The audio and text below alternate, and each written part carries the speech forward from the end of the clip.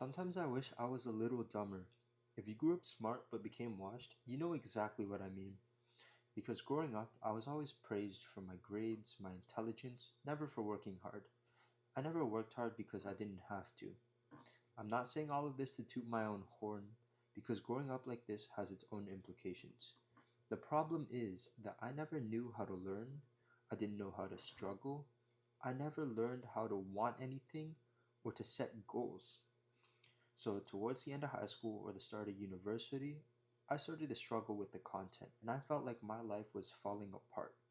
Not because I wasn't capable, but because I didn't know how to learn and that I didn't have control over the situation anymore. I blamed a lot of things, like the school system for setting me up. I blamed the lack of challenge, but the truth is that I became comfortable way too early on and I built complacency.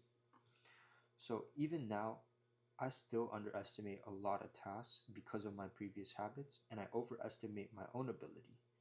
I find that when things don't go the way that I plan, it's a little demotivating.